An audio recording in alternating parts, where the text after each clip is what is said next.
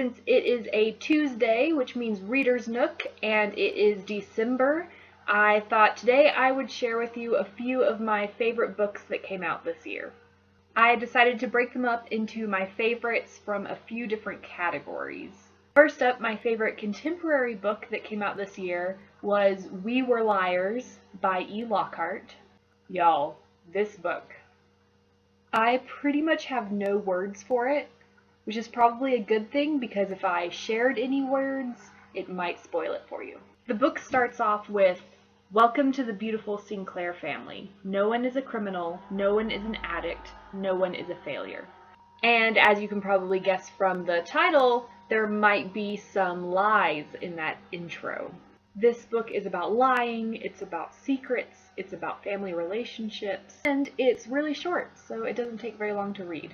Then there is my favorite sci-fi book that has come out this year. To preface this, as I was thinking of my favorite books from the year, I realized that I haven't really read a lot of sci-fi books that came out this year. But one that I did read and that I think didn't get quite enough attention as it deserves is Dangerous by Shannon Hale. First off, the cover's really cool. Look at that.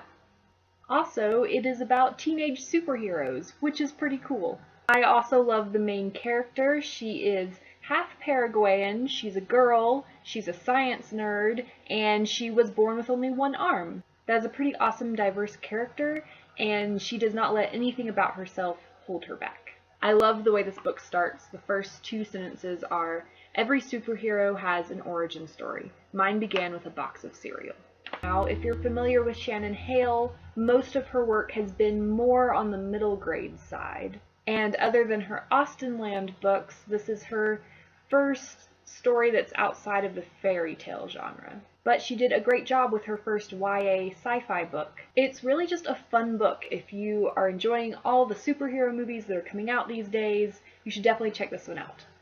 And then I have my favorite fairy tale retelling, because I really love fairy tale retelling, so I thought it was worth including, and that is Cruel Beauty by Rosamund Hodge. I know I've talked about it before, but if I for some reason have not convinced you to read it yet, this is my second attempt.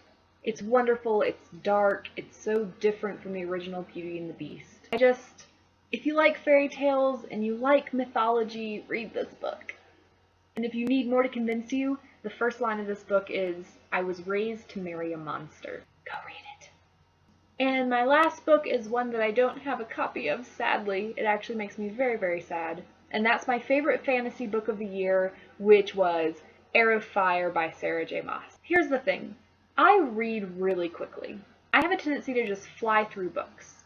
And if I start reading a book that I'm not moving quickly through, I tend to abandon it. But Heir of Fire was the kind of book that I wanted to read slowly. It took me longer than a lot of the other books I've read this year, but I was enjoying the entire process. In case you're not aware, Heir of Fire is the third book in the Throne of Glass series. Probably heard us talk about them a lot on the WordNerds because we love those books. Selena, the main character, is just the most amazing kick-butt female heroine I have read in a long time, and she's conflicted and she has a dark side, and I just love her.